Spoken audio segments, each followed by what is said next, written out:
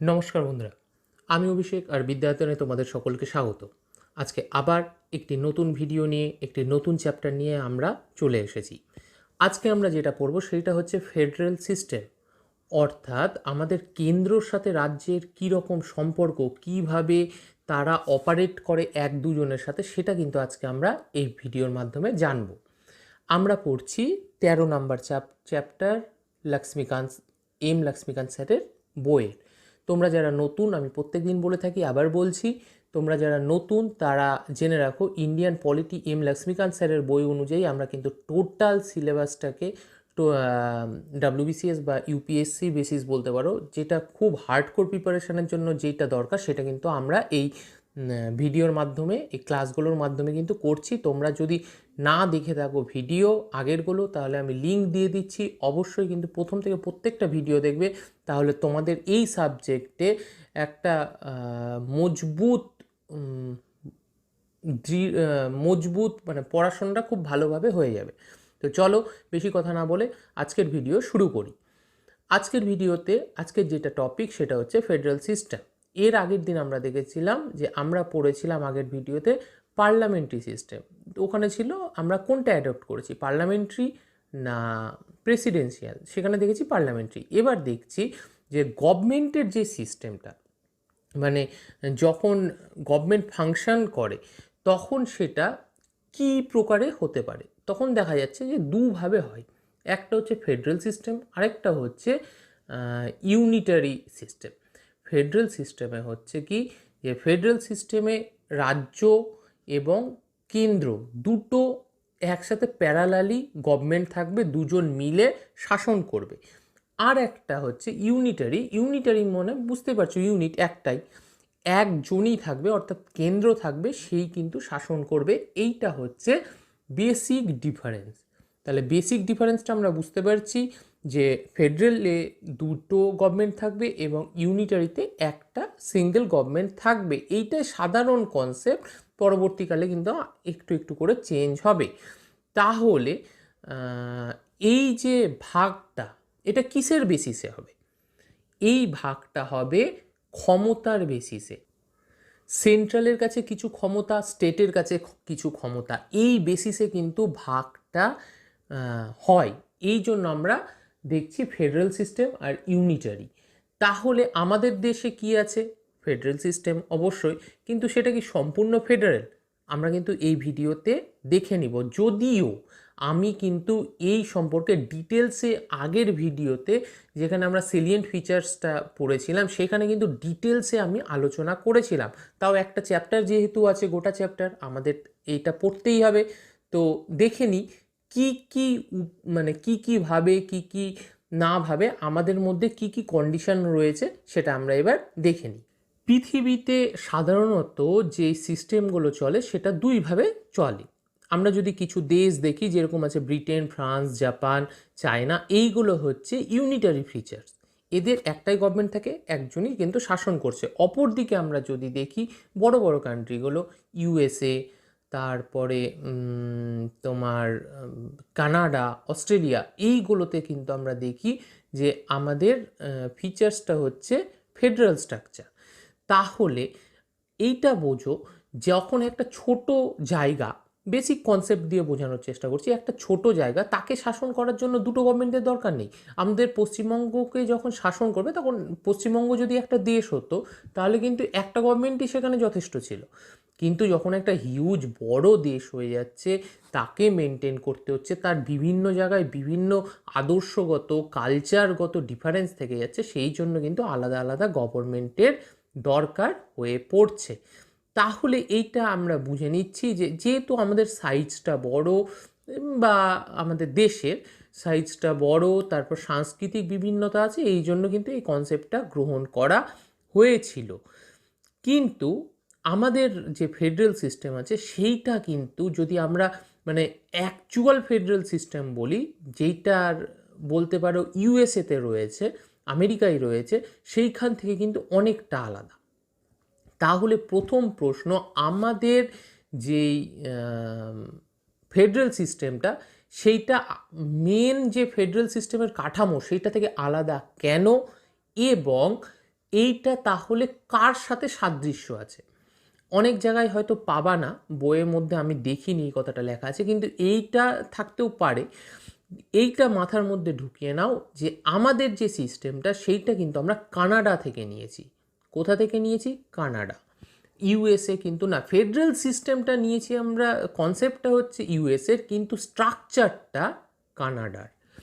এবার দেখি আমরা যে ফেড পার্থক্যটা কোথায় আমেরিকার সাথে, মানে অ্যাকচুয়াল ফেডারেশনের সাথে আমাদের পার্থক্যটা কেন, কোথায় তো আমরা পরে বলবো কেন। কারণ দেখো, আমেরিকা যখন ফর্ম হয়েছিল না, তখন কি হয়েছিল, বিভিন্ন স্টেট স্টেট বলতে পারো, রাজ্য বলতে পারো, অনেক জায়গায় প্রভিন্স বলে, যাই যেটা বলার বলতে পারো, তারা একত্রে এসেছিল। তারা একত্রে এসে একটা চুক্তি করেছিল, যার মাধ্যমে আমেরিকা তৈরি হয়েছিল। ক্লিয়ার করো, ছোট ছোট জায়গা একত্রে এসে একটা চুক্তি করে দেশ গঠন করেছে। এবার আমি তুমি পাঁচজন একসাথে আছি, তারা মিলে বললাম যে আমরা পাঁচজন একটা ইউনিট, আমাদের মধ্যে থেকে একজনকে তার রিপ্রেজেন্টেটিভ আমি করে দিচ্ছি, সে নেবে। কিন্তু তাই বলে কি আমার নিজের সত্তা থাকবে না? অবশ্যই কিন্তু নিজের সত্তাটা কিন্তু থাকবে। সেই জন্য সেই ক্ষেত্রে দেখা যায় স্টেটের কাছে অনেক বেশি পাওয়ার রয়েছে তুলনায় আমাদের স্টেটের চেয়ে কিন্তু সেখানে অনেক বেশি পাওয়ার রয়েছে। এবার আমাদের যদি দেশের ক্ষেত্রে আসি, তাহলে আমাদের দেশের ক্ষেত্রে আমরা দেখব যে আমাদের স্টেট যেটা, সেইটা কিন্তু স্টেটগুলো একত্রিত হয়ে কিন্তু গভর্নমেন্ট তৈরি করেনি। ইন্ডিয়া বা ভারত সব সময় একটাই ছিল, নিজের অ্যাডমিনিস্ট্রেটিভ সুবিধার জন্য, নিজের কাজকর্মের সুবিধার জন্য, ভাষাগত বৈচিত্র্যের জন্য, মোট কথা বলতে পারো কাজের সুবিধার জন্য আমরা কিন্তু আমাদের দেশকে বিভিন্ন খণ্ডে বিভক্ত করেছি। কি জন্য? শাসন কার্যের সুবিধার জন্য। আমাদের কিন্তু কখনো এই খণ্ডগুলো একত্রিত হয়ে গভর্নমেন্ট হয়নি। তাই এইটা সবসময় মনে রাখবা যে আমাদের দেশের কোনো রাজ্য চাইলেই বেরিয়ে যেতে পারবে না, কারণ সেটা রাজ্য তো কখনো এক হয়নি। তুমি তো আগে এক আলাদা ছিলা না যে আলাদা হয়ে যাবা, তুমি আমারই অংশ ছিলা। তাহলে তুমি যদি না চাও, চলো বাবা, তোমাকে অন্য কারোর সাথে যুক্ত করে দেবো। যেরকম দেখলা Jammu and Kashmir ultimate central প্রভিন্সে চলে আসলো। তাহলে যদি তুমি না করতে পারো, প্রবলেম হয়, তোমাকে আমি আমার নিজের সেন্ট্রালের কাছে টেনে নিব, হটো, অত বেশি কথা বলতে হবে না। কিন্তু যখন ট্রু ফেডারেশনের যে কনসেপ্ট আমেরিকায়, সেখানে বিভিন্ন রাজ্য চুক্তিবদ্ধ হয়েছে, তারা কিন্তু বিভিন্ন প্রসিডিওরের মাধ্যমে আলাদা কিন্তু হতেও পারে, হবে না, কারণ যেহেতু খুব শক্তিশালী কান্ট্রি বা যাই হোক, কিন্তু এইটা কিন্তু হতে পারে। সুতরাং বেসিক জিনিসগুলো কিন্তু প্রথমে মাথায় ঢুকিয়ে নাও, তারপর আমরা ফিচার্সগুলোর দিকে পড়ব, ফিচার্সগুলো আলোচনা করব। এরপরে যদি দেখি, তাহলে আমাদের ফিচার্সগুলো আমি কি আছে সেগুলো আমরা দেখব। তার আগে পর্যন্ত আশা করি তোমাদের সব কিছু ক্লিয়ার হয়ে গেছে। এবার ফিচার্স যদি আমি প্রথমে দেখি, ফেডারেল ফিচার্স কি থাকা উচিত, এবং সবগুলো কিন্তু আমাদের দেশে রয়েছে। কি থাকবে? ডুয়াল গভর্নমেন্ট থাকবে, অর্থাৎ দুটো গভর্নমেন্ট থাকবে। আমি অলরেডি বললাম, সেন্ট্রাল থাকবে, স্টেট থাকবে। একজন সেন্ট্রালের কাজ দেখবে গোটা দেশ, একজন হচ্ছে স্টেটের কাজ দেখবে।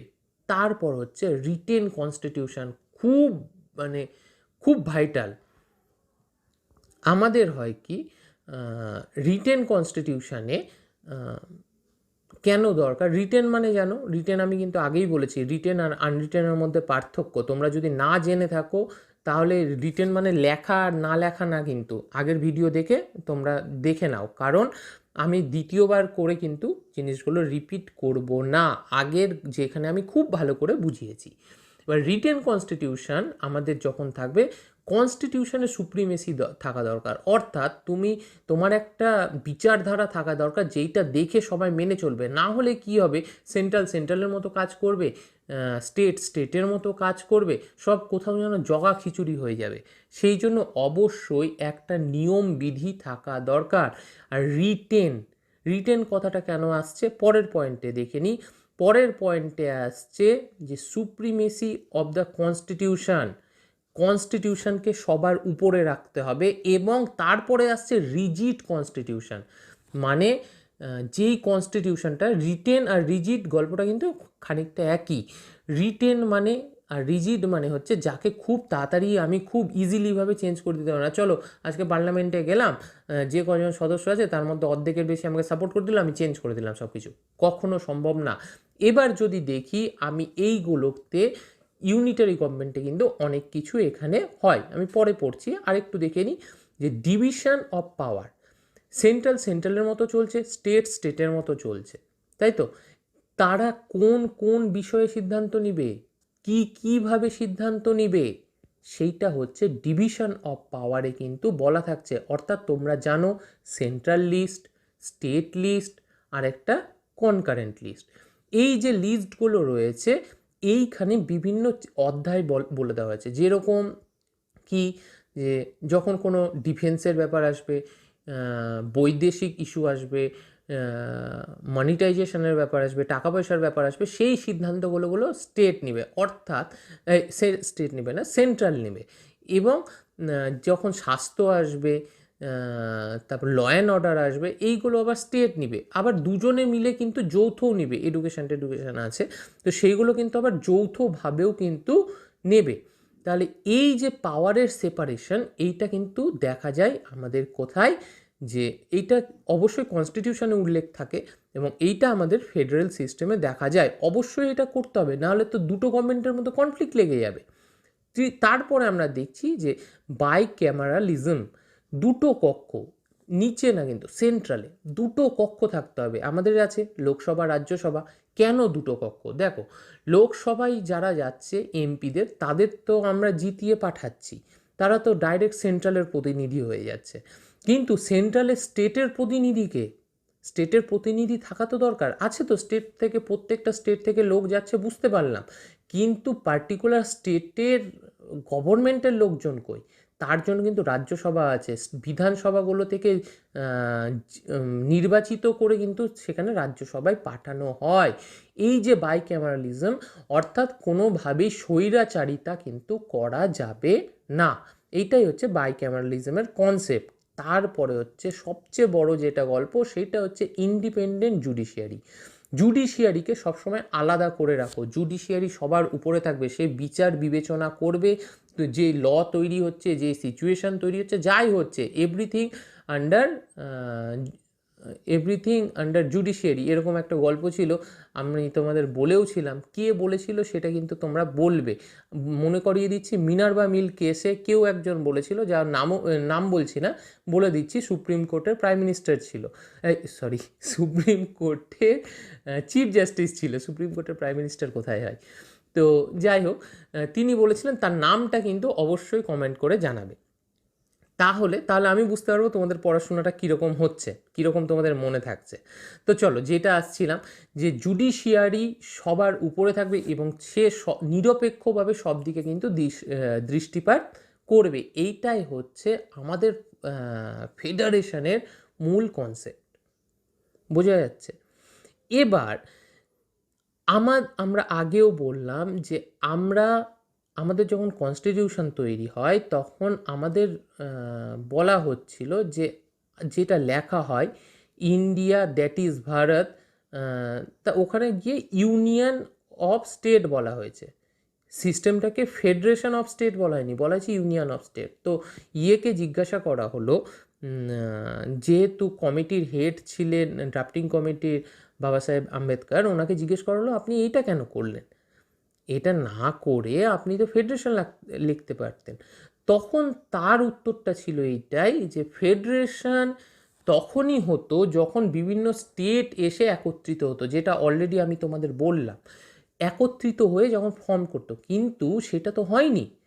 সুতরাং ওই জন্য আমরা ইউনিয়নটা লিখেছি, যে একটা ইউনিয়ন স্টেট আছে বিভিন্ন, এইটাকে বোঝানো হয়েছে। ফেডারেশন বললে একদম ডিরেক্ট বোঝানো হতো যে এতগুলো স্টেট একসাথে এসছে, সেই জন্য এটাকে তিনি কিন্তু একদম খুব স্মার্টলি এড়িয়ে গিয়ে নিজের মতো করে একটা স্ট্রাকচার কিন্তু তৈরি করে দিয়েছিলেন। এবার আমরা যেগুলো পয়েন্ট আলোচনা করলাম, কি dual government, written constitution, division of power, তারপর supremacy of the constitution, rigid constitution, bicameralism এবং তার সাথে ইন্ডিপেন্ডেন্ট জুডিশিয়ারি, এই সবগুলোই কিন্তু আমাদের ইন্ডিয়ান কনস্টিটিউশনেরও কিন্তু ফিচার্স। এটা যেরকম গোটা ওয়ার্ল্ডে আমরা দেখতে পাই, সেরকমভাবে ইন্ডিয়ার কনস্টিটিউশনেও কিন্তু আমরা দেখতে পাই। কিন্তু ইন্ডিয়ান কনস্টিটিউশনে আরও কিছু জিনিস রয়েছে যেইটা এর ফেডারেল স্ট্রাকচারটাকে কিন্তু অ্যালাউ করে না, মানে ফেডারেল সিস্টেমটা কিন্তু ওইগুলোকে অ্যালাউ করে না, কিন্তু আমাদের কনস্টিটিউশন বা আমাদের যে ফেডারেল সিস্টেম সেখানে কিন্তু সেইটা রয়েছে। তাহলে সেটাকে কেন রয়েছে? আগে বারবার এক কথা বলছি যে বাবা সাহেব আম্বেদকরই বলে দিয়েছেন, তোমরা অলরেডি জেনে গেছো। সুতরাং এই যে একটা ডিফারেন্স রয়েছে, তাই এটাকে ভেরে বলেছিলেন যে কি একটা খুব ভালো টার্ম ইউজ করেছিলেন, কোয়াসাই ফেডারেশন, কোয়াসাই ফেডারেল সিস্টেম এটাকে বলা হয়। কোয়াসাই মানেটা কি?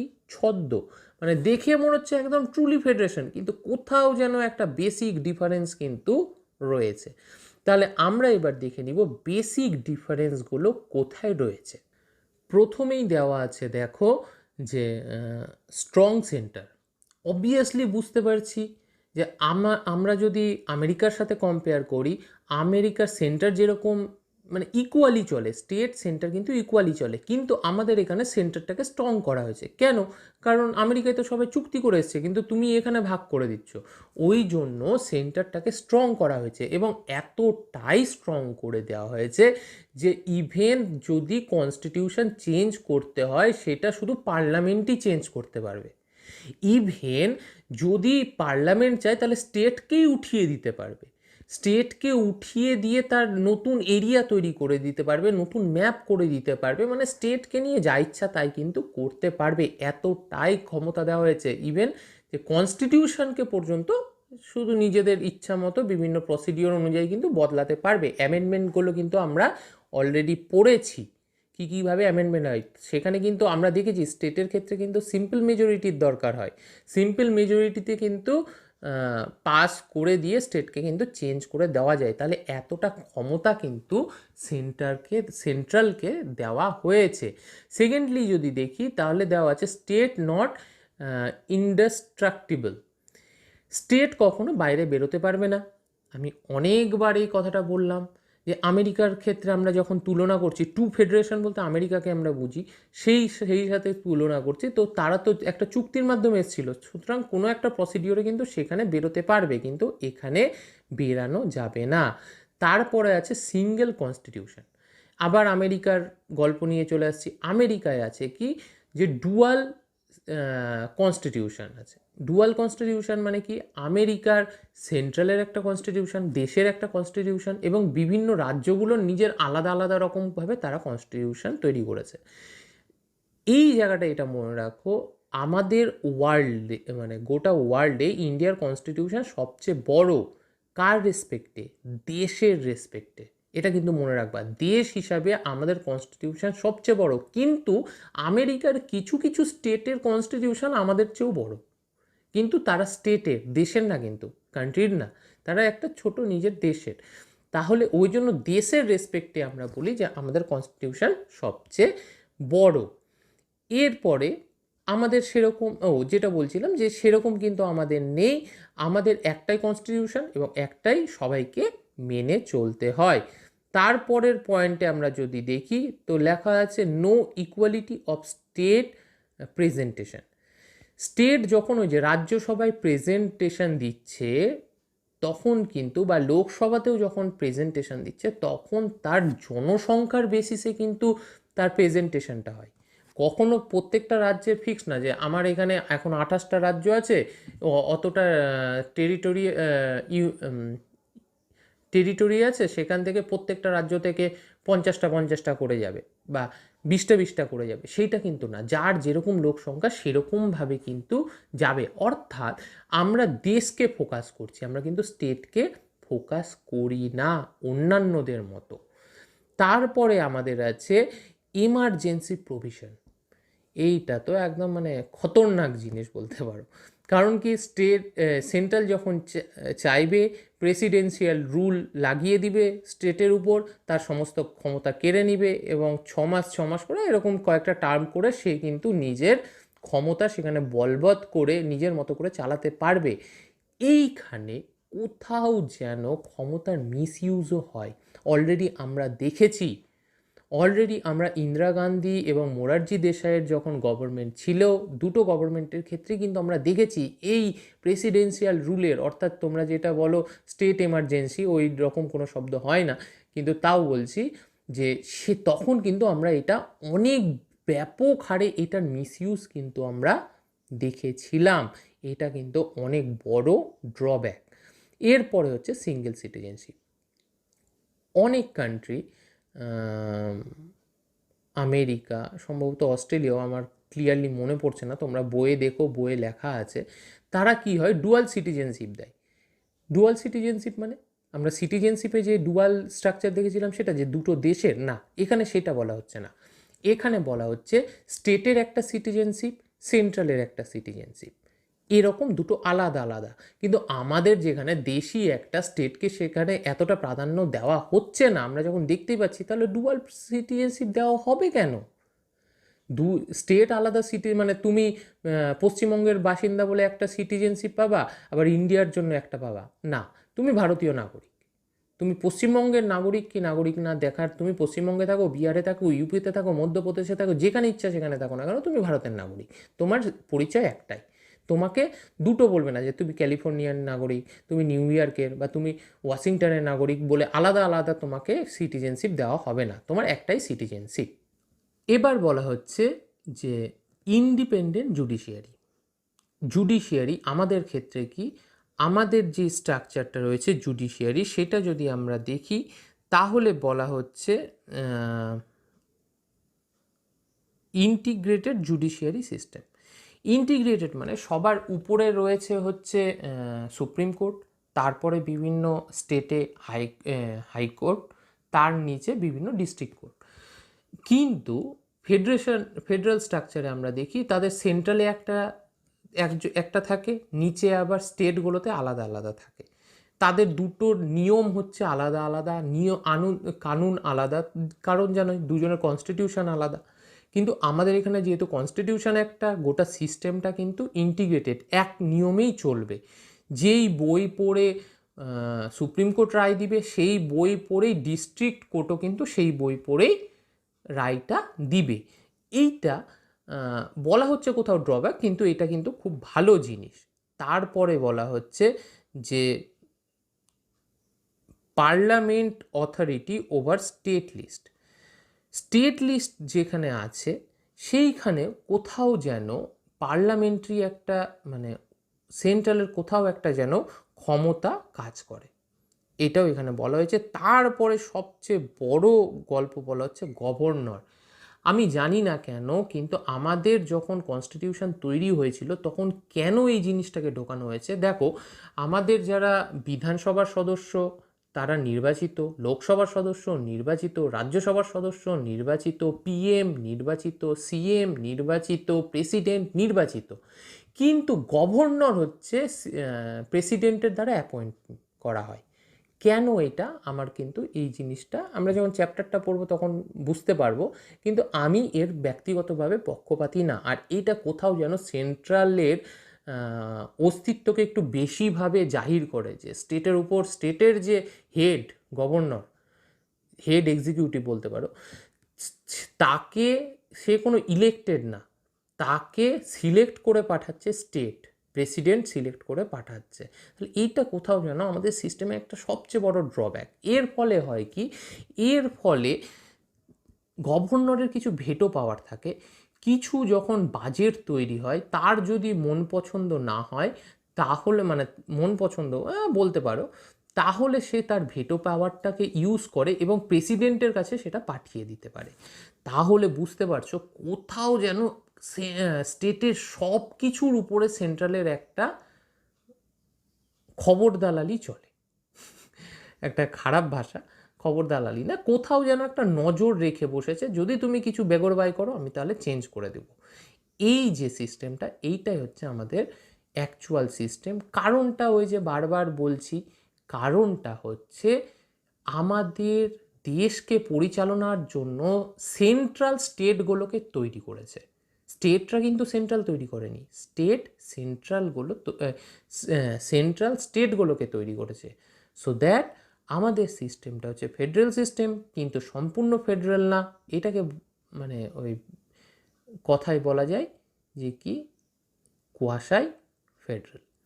এটাই ছিল আজকে আমাদের চ্যাপ্টার, আমাদের পড়াশোনা আজকে এখানেই শেষ আমাদের পড়াশোনা। এরপরে নতুন চ্যাপ্টার পড়ব, খুব ছোট চ্যাপ্টার, কিন্তু বোঝার অনেক কিছু আছে। তোমরা মনোযোগ দিয়ে ভিডিওটা দেখো, এবং যদি এতক্ষণ তোমরা দেখে থাকো, আমি আবার বলবো পরের দিন ভিডিও দেখে বইটা কিন্তু অবশ্যই পড়বে, তাহলে গোটা জিনিসটা কিন্তু তোমাদের কাছে খুব সুন্দরভাবে ক্লিয়ার হয়ে যাবে। তো চলো আজকের মতো এই পর্যন্ত। তবে রাখার আগে প্রত্যেক দিন যেটা বলি, অবশ্যই কমেন্ট, শেয়ার, লাইকটা করবে, সাথে কেমন লাগছে কমেন্ট করে জানাবে। এবং আমরা যেটা চাই যে সবার জন্য ফ্রিতে এডুকেশনটা হোক, সেই জন্য এটাকে কিন্তু অবশ্যই শেয়ার করবে। তো চলো আজকে এখানেই শেষ, দেখা হচ্ছে পরের ভিডিওতে। ততক্ষণ কিন্তু অবশ্যই নিজের পড়াটা করবে। নমস্কার।